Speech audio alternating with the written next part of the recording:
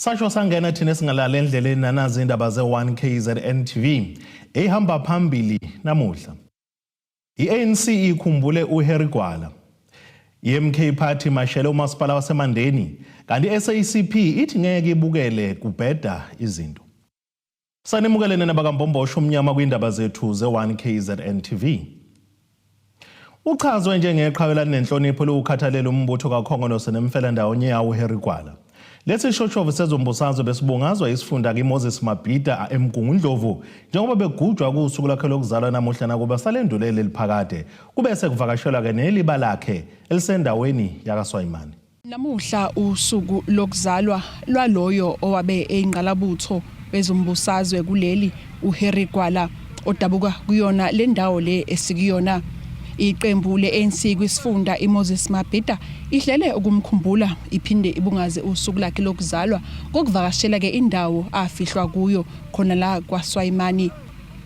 Okhulumela lenhlangano kwisifunda iMoses Mabhida uNtuthuko Ntshangase uthi bawuhlale bemkhumbula njalo uGwala ngamagalelo akhe. Harry Gwala uhlala uqala ukulida eNatal Midlands immediately after the unbanning of the ANC. So kuthina ke kuyusuku olubaluleke kakhulu namhlanje nje sobungaza lolu suku besisebenza ngokukhulu kubambisana nomndeni wabaHarry Gwala. Siyafisa futhi ukubonga ukuthi ubaHarry Gwala noma engasekho emhlabeni kodwa uma uhleli nomndeni wakhe uyabona ukuthi uhleli nomndeni ofundisekile ngomzabalazo wabantu baseNingizimu Afrika. So he was a writer, he was one of the best orators anyway, that you will find it difficult to speak even either before or after him, because always he would be the person that will have catchphrases that people will never forget what he said. Indodana yaGwala isikuyintokozo ukubona ke ubaba wabo esakhunjula namanje yize sekuphele iminyaka adlula emhlabeni. Sizizwa sijabule kakhulu ukuthi sixhaswe ama comrade ukuthi sikwazi ukuthi celebrate leminyaka yakhe 105. Ukube ngabe usaphila ngabe useyenzile esaphila kodwa ke ngoba engasekho ke siyabonga ukuthi sikwazi ukuthi celebrate. Usihlalo wenhlangano iHarry Gwala Foundation uPanyaza Lisufi uthi ke bawuhlale bemkhumbula njalo uGwala ngoba bayilokho abayikona namuhla ngenxa yakhe. Gwala was a very special person. He was a special citizen of our country. That is why even his funeral was addressed by President Nelson Mandela, just to acknowledge his role, the importance of his speeches, his writings, his teachings. So I'm humbled to chair a foundation named after him, but I'm also humbled to go to ifamily isikhumbulile nekhumbulele langa lelibaleka kakhulu. Today bakazoba 105 years, and that is why sithi lingadluli nje esifasaza ukuthi unomuntu omkhulu kangaka washiya la emhlabeni. Kanti ke namalunga ayo ke iANC kwisigungu esiphezulu abekhona kulona lolu hlelo lwanamuhla. Awukakapheli lo mzabalazo ngakho siyafisa ukuthi ukukhumbula kwethu ubaGwala kuqhuqhuzele kakhulu ubumbano kuKhongolose, ukubumbano kuphakathi kombimbo loKhongolose neSouth African Communist Party babambane babambisane bayiphambili. Kulungiswe into eziningi ezifuna ukulungiswa ngaphakathi enhlanganweni, uqiniswe isimo senhlangano ukuze ikwazi ukubuyela ekutheni ibe semizweni yabantu ngendlela efanele. Ezindabeni ze1KZN TV kuAyanda Dube ngikwaSwayimani. Iqembu lomkhonto wesizwe Party ngaphansi kwesifunda iLembe enyakatho KwaZulu-Natal senxusa umnyango wezokubusa ukubambisana neindaba zomdabu KwaZulu-Natal ukuba kufake ke ngaphansi kwesolo lomlawuli umasipala waseMandeni ngenxa yenkohlakalo. Leli qembu liholeke imashi ebulebangise emovisi nalo masipala kuyozwakala esungenamkwalo ngalokho elikubize ngenkohlakalo elithi inuka phu kulo masipala. Iqembu umkhonto wesizwe Party ngaphansi umasipala iLembe liholeke imashi nokuthula yokulwa nenkohlakalo umasipala eMandeni.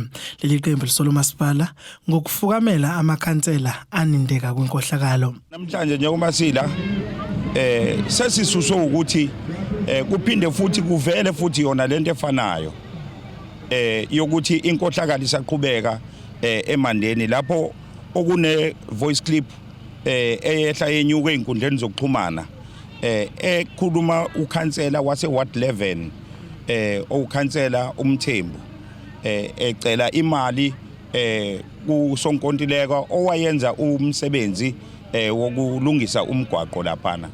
Lokho ke kubese kusivezela ukuthi lezi ikhalazo ezenkohlakalo esasivele sikhala ngazo babezivimba ukuthi kuqhutshwe ukuthi silungiswe ngoba kuyinto vele bona baqhubeka nayo.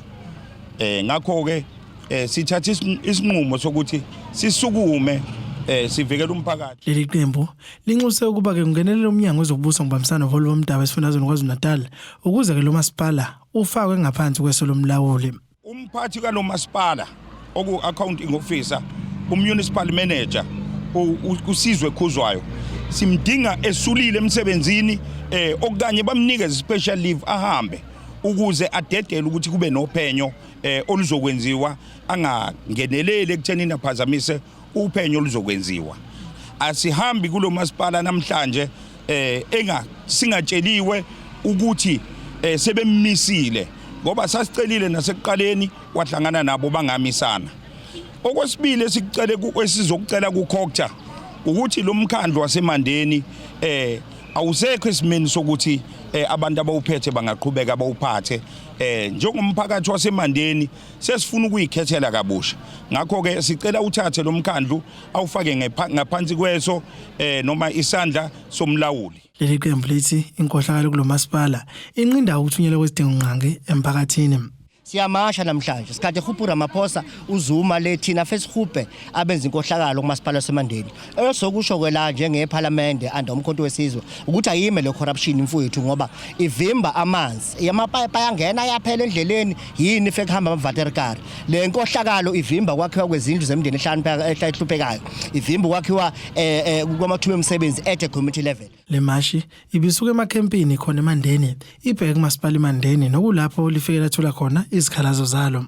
Izindabeni ze1 KZN TV kubinkosi Mthembu eMandeni. Inhlangano yamakhomanisi ye-SACP ithi abantu kumele bakuqonde ukuthi bewumbimbi ne-ANC kodwa lokho akubavimbi ukuthi bakhulume ngezinto engabathokozisi neze. Amakhomanisi asho lokho esithangameni nabezindaba besibanjeleke eThekwini KwaZulu-Natal namuhla. Kulesi sithangami sabezindaba, i-SACP ithi sicela izinhlaka abakumbimbi nazo ukuthi babe nenqongothela yokubhunga ngenkohlakalo enwa komasipala kanjalo nohulumeni. I-SACP ithi uba kumbimbi ne-ANC kanye nezinye inhlaka akubavimbi ukuthi kube khona izinto abanganeme ngazo uma kudinga ukuthi zibhungwe. Enye ke into eyesiphatha kabuhlungu ilokhu ke kwemibike lokhu eqhamuke njalo yenkohlakalo nokungaphathi kahle izindaba zezwe uhulumeni okhona kakhulu ke uma sikhuluma ngohulumeni wesifundazwe njengoba sila KwaZulu-Natal futhi kanjalo nakomasipala sibuka ungathi lemibiko ilokhiya ngokudlonga la kwilokhozi kwiprovince. Ingakho ke sifuna ukuthi kube nengqungquthela la sibambisene noza kwethu kumbimbi lokuthi ke sizobhekana ngqo nalezenzo zenkohlakalo ezenzekayo ukuthi ke senzani ngazo sifakana ke amakhanda nabo bonke abathintekayo. Ukwenywa kwezibalo zababoshayo ecaleni lokubulaka Sindiso Magaqa, i-SACP ithi kuyajabulisa lokho kodwa basafuna ukuthi kuboshwa abakhulu be-ANC okuthiwa bayathinteka kuleli tulo. Sifuna uvumelana nabaningi nomndeni futhi uyakusho lokho ukuthi cha akakapheleli ongqondo abakhulu abanezikhundla ezinkulu kumbutho kuyasolakala ukuthi ke bayathinteka kulento. Ngakho ke kuba ngcono ukuthi ke le commission ize ifinyelele kubona. Ingakho ke siPEC futhi ke sithi ke le commission kaMadlanga ekhethwe uMengameli isebenzise phela nombiko kaMerane osalokhu duve kwamosa imali eziningi ema-office ukuthi ke ube i-document ukuthi ke yini engenziwa ukuvimba lesi sihlava esibhuqabhuqa abantu.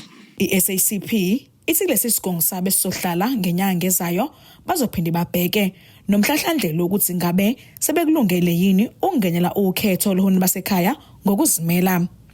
Ngotebogo Sibisi wezindaba ze1KZN TV kuChannel 261 ngiseThekwini. Kutholakala amathambo ngasemfuleni omfula uMhlathuze ngaseniwe empangeni enyakatho nesifundazwe saKwaZulu-Natal okusolakala ukuthi ngawentombazanyana uZamile Mpanza owaminza kona ke lo mfula bezama ukwelela emzini wangaphesheya benomngane wakhe ngenyanga kaNdasa kulonyaka. Lamathambo abonwe ngowesiliso lusa kuyinkomo nonguyohlabe kumkhosi kanti endaweni esigameko kubese kutholakala ke nomfaniswano wesikole aye ugqokile ngesikhathi egcina ukubonakala.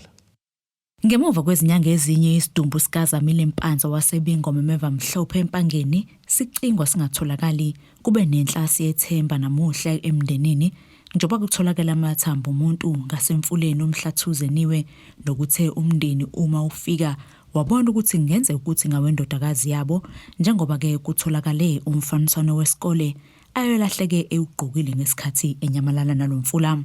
Kuzokhumbuleka ukuthi ke sabika ngodaba lalentombazane eyamuka nomfula ehamba nomngane wayo bezama ukwelela emzini engaphesheya kuwo lomfula.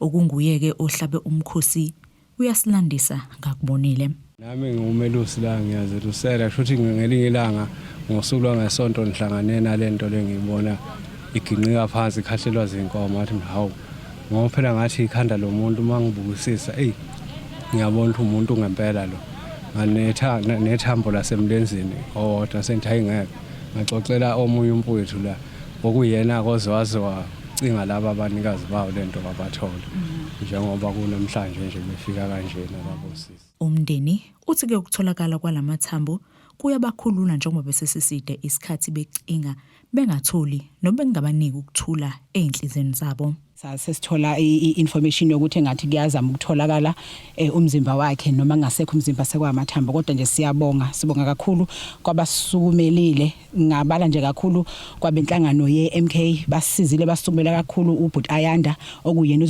ozivuse ekseni ukuthi asizobheka la sesitholile ke nangokuthola ukuthi iuniform iyona yonke nanokuthi sibonga ukuthi izinto zakhe emzimbeni ayisukanga nokwenza ukuthi sithole ukuthi amathambo esiwatholayo noma engasaphelele kodwa ayiwona awakhe. Akukho kahle hle ukuthi asisolisa njengamanje njengoba kusathiwa sisazolinda kodwa egameni lokuthi silinde into ekhona nala esikhona ngikwazi ngiyaqala namhlanje bathi seniwe kodwa thina ke sisuke emeva mhlophe sibonge kakhulu emphakathini nje yonke ebambisanile nje yempangeni yonke even ngathini nemndeni nalapha besihlala khona eMhlathuze sisalindile ukuthi umntwana azatholakale namhlanje sesicishe siyagezeka inhliziyo noma kungakapheleli ngoba kuphelelisiwe kodwa nje sesiqalile siyabona umhlahlandlela yaphambili. Izeke noma sisidi isikhathi esilindwayo uma kusalindwe impumelelo libufuzo kodwa lo mndeni uthi izinhliziyo zabo sigezekile njengoba ke egcine etholakele nokumanika ithemba ukuthi bazokwazi ukuthi bamfihle. Uma sisuka la siphindisele sikubonile ekhaya kudala ukuthi sikwazi ukuthi kube ukuphelele ngoba basichazelile ukuthi akuzoshesha ngendlela besifisa ngayo kodwa kuzobela ukuthi silinde isikhathi sokuthi baze baqede ukwenza ulibofuzo abalithathile ngamathambo omntwana kona njengomndeni mina ngathi ngenelisekile ngoba nezimpahla namathambo aphumile phakathi ezimpahleni ayivalelekile. Lesikezi indaba ze1KZN TV ngenkosamukeliso Nqulunga ngiseniwe empangeni. Asithi ishelele etoreni nabesulo siyabuya nezinye zindaba.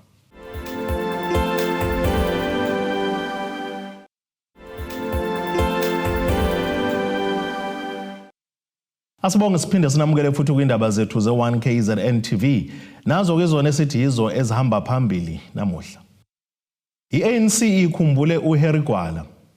iMK Party mashele umasipala waseMandeni kanti iSACP ithi ngeke ibukele kubheda izinto. Lo ngumqondisi wenguquko nokuthuthukiswa komnotho ngaphansi kwesikhungo kwaZulu-Natal Economic Regulator Authority.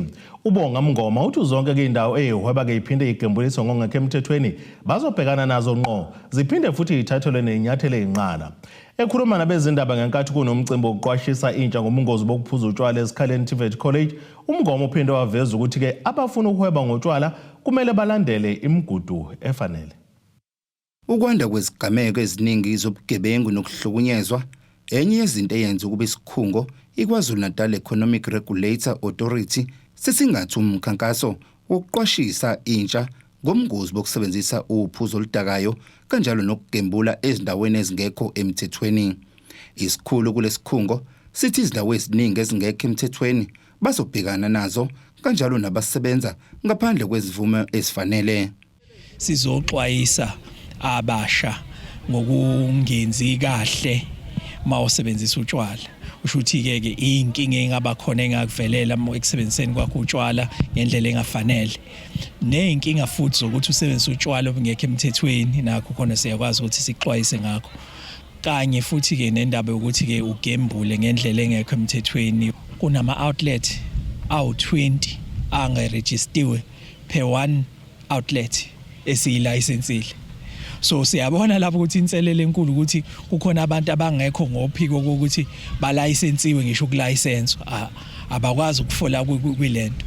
So uhulumeni ke bese thatha isinqumo sokuthi abantu mabefuna ukuhweba ngotshwala siba license ukuze sibe nendlela ukuthi laba abangekho license sibalandele ngomthetho. Umele isigungu sabafundi ekolishini esikhaleni umfolozi TVET sishale ihlombe kakhulu lolu hlelo lokuzonikwa ulwazi ngezindlela abangazenza ukugwema ukusebenzisa uphuzo oludakayo ngokudlulele. Njengamanje noma kungeselula ukuthi sibanqande bengazenzi lezo zinto, kodwa iprogram njengaleyo ukuthi uma sesikwenzile lokho kumele sibehave kanjani, because siyathola kunabantu abezayo ecampusini bezofunda kodwa bengaphansi kwalezo idakamizwa ukuthi kumele sibehave kanjani.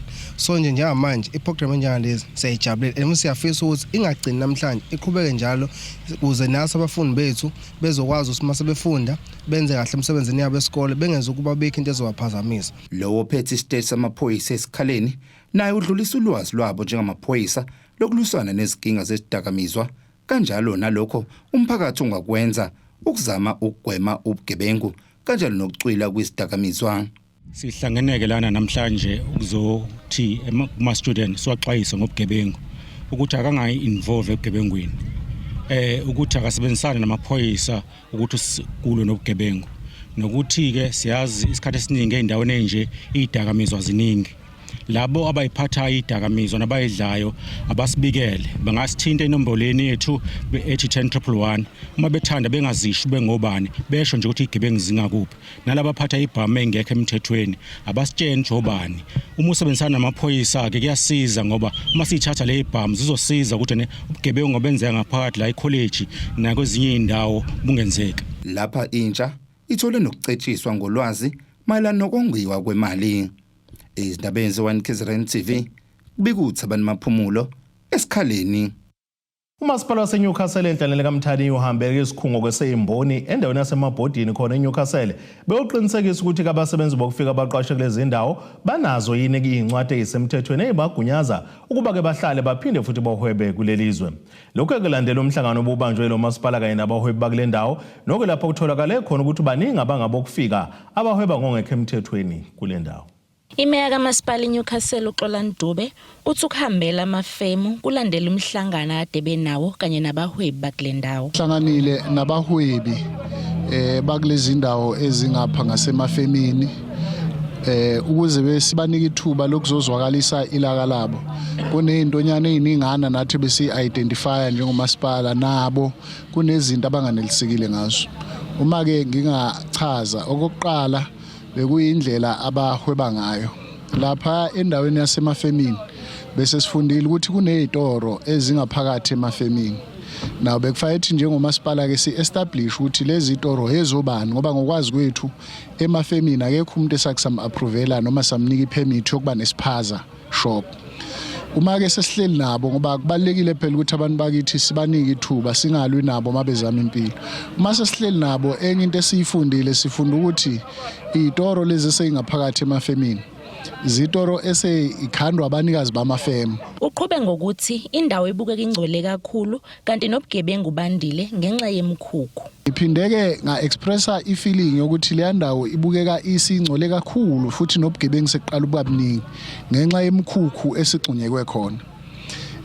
U-economic development wethu ke usinikile ireport izolo ukuthi mihlanu kuphela imkhukhu abayaziyo ebekwe abantu abanama permits nakhona sebenikeziwe futhi ama notices ukuthi cha abayisusa imkhukhu akufanele kube nama structures acisha be permanent kule ndawo. Abasebenzisa amatende ngoba vele uhlelo laluthi bazobeka amatende mase besuka basuke nawo. Kodwa futhi ke kusidumaze kakhulu nje ukuthi kule mkhukhu ewu27 elapha ewu22 imkhukhu yabaseLesotho nabaseSwaziland iningi labo bangangenile ngendlela eyiyo la izweni lakithi asebeqala ukudayisa amagwinya nokubangisana nabantu bakithi. Ubese veza ukuba abanye kubo sebehlala ngaphakathi kuwamafemi kanti njengomasipala abazukiye ukulwela ukuba intsha yaseNewcastle ithole ithuba kulezi ndawo. Abanye sebelala kuyo lemkhukhu. Naw ke uma ubuka lapha eNewcastle nje kungekudala kade kuncwatshwa insizwa zala eNewcastle ezabanjwa inkunzi kuyona le ndawo. Buningi ubugebengu osebenzeka kule ndawo. So ke sathatha isinqumo nakhona bawathola ama notices nabo ukuthi abavumelekile ukubeka le yamkhukhu lapha. So sathatha isinqumo ke izolo silo umhlangano obuhleli izolo ukuthi uma siyogcina ngokukhuluma singenzi lutho kuzoba nomonakalo omkhulu yaphambili because bekungekho kusivimbayo ukuthi siyothatha isinqumo sokuyisusa le yamkhukhu. Okokuqala laba baseLesotho abangenawo ama permits okhweba bese kuthi ke laba bakithi abanama permits okhweba sibaniki notice ukuthi cha akuvumelekile lokho abacomply uma bedinga usizo kithi njengomasipala lokubeka amagazebo beze sibalekelele ukubeka ukubatholela amagazebo. Kubi kuthobeka dladla izindabeni ze1KZN TV ngiseNewcastle emabhodini. Bathola ithuba elingqayizivela abantu abasha basoshabeni njengoba inhlangano iJunior Achievement South Africa ibambe kumcimbi wokubahlomisa ke intsha ngolwazi mayelana ke namathuba okuzithuthukisa kakhulukazi kwezamabhizinisi. Le nhlangano iphinde yanikela ngemali yokuqala amabhizinisi kubantu abasha abathathu abathuleke kahle inhlelo zabo zamabhizinisi. Lo mcimbi ububanjeleke kulelo mphakathi iMPCC oshabeni ogwini olseningizimu yeKwaZulu-Natal. Beyiphume ngobuningi intsha kolwamathuba amabhizinisi.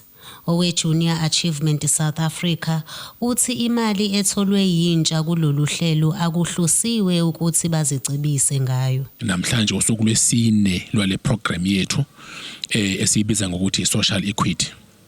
Lapho khona sisuke sizosiza intsha yaleyo ndawo ukuthi ithole ama funds. Sizofisa intsha enama business ideas kodwa engenayo imali. Thina siphethe imali njengoba ngishilo kanti siyi partnership no Junior Achievement of South Africa iwona ophethe izimali ukuthi uzosiza iyouth endaweni zonke zase KZN. Asinalo uhlobo lwamabhizinisi esisitike kulona. It could be any type of business as long as abanikazi balo bepresente kahle bekhombisa ukuthi bayayazi into abayifunayo banentshisekelo yaleyo nto leyo nepassion nanokuthi during these classes vele enziwela khona ukubona ukuthi obana abadeserve ukuthi banikezwe izimali ngoba phela wonke umuntu angathi uyifuna imali kodwa egcine kosuku masenikiwe akazi ukuthi uzoyenzana.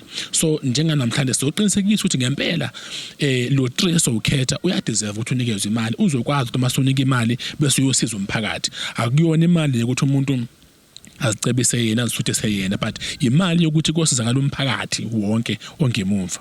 Uqhube ethi lolu hlelo alenzelwanga abantu basoshabeni kuphela. Sihambela zonke izindawo. Hayi ukuthi sila oshabeni kuphela. Sihlonza iyouth eKZN yonke from age of 18 kuya age of 35. Siyatholakala nje noma ubani ofisa ukuthi sifike endaweni yakhe kungakumbe induna ikhansela noma inkosi noma ubani okwazi ukuhlanganisa abantu nonelungelo lokuhlanganisa abantu. Siyacela ukuthi asithinte size endaweni yakhe sizomtrainela noma sizomqeqeshela noma sizoletha lolu xhaso kwiyouth yakhe. Kanti intsha yakule ndawo ithi ithuba elikanje liyimvela kancane. Sijabule kakhulu ukuthola ithuba elikhulu kangaka elingqayizivele esingakazi ukuthi inkulu kakhulu into le eyenzeke namhlanje ukuthi sizopresenta sibone ukuthi ubani abaphuma nesicoco. Sijabule kakhulu my sister. Like asikaze sathola ithuba elikanje like singakhuluma as a community. Asikaze sathola ithuba lokuthi express like ukuthi sifuna ukustart ama business then today sithola ithuba lokuthi sikwazi ukuthi sifike ne business idea then sithole nabantu abazosifundisa more about the business. Thina setshela business mhlambe udinga mhlambe 100,000 ukuthi uqale but then sikufundile ukuthi business ungaqala namhlanje then iqhubekele phambili. Ukhuthaza amaciko ngaphansi komasipala iRenkonyeni uthi kuningi ekusamele kufundwe intsha ngezamabhizinisi. no mfowethu ngizokusho nje lokhu ngiveze kube sobala ngiyakhathazeka kakhulu ngabantu abasha. Abantu abasha abafuni ukuzinikela entweni enokuthi kuyafundwa lapho ukuze basizakale. Ngaso sonke isikhathi sibaphushe but ngoba sibizela ukuthi thina siyobalekelela ukuze bakwazi ukufezekisa amaphupho abo ngoba siyaqiniseka ukuthi abanye babo abakaboni ukuthi kwenzakalani emhlabeni kodwa ngoba sikhona sithi thina cha sizobalekelela ukuze babe nako ukuqonda. Dando yenkosi Dlamini ezindabeni ze1 KZN TV ngibika ngisoshabeni. Asiphinde sithi shelele itolo nenebesilo siyabuya nezinye izindaba.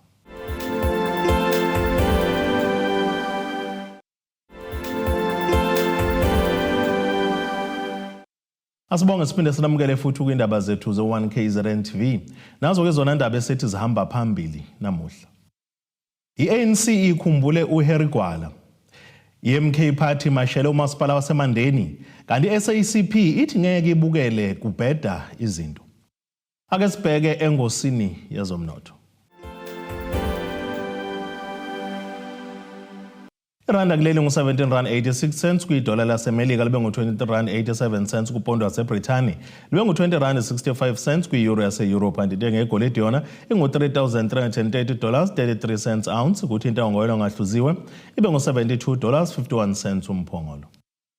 Ake sibheke engosini yezemidlalo.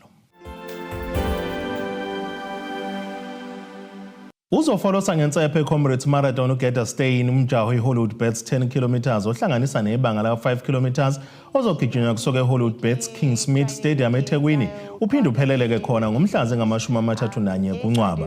Lo mjaho wasungulwa ngo-2021 ungowebanga elifishane futhi uheha abagijima abaningi ngenxa yemiklomelo yawo econtsisa amathe. Ozodla kubhedu kwabesilisa nabesifazane uzogoduka nemali ngo-37,000, isibili kube ngo-30,000, isithathu kube ngo-20,000 kwehle njalo kuze kuyofika ke endaweni yeshumi lapho umthobanhliziyo wakhona kuzokuba ke inkulungwane eziyisithupha 6,000 rands.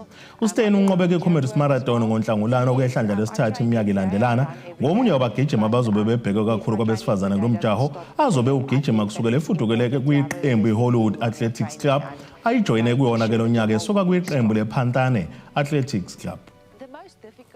Ake sibheke nasisimo sezulu esingalindeleka.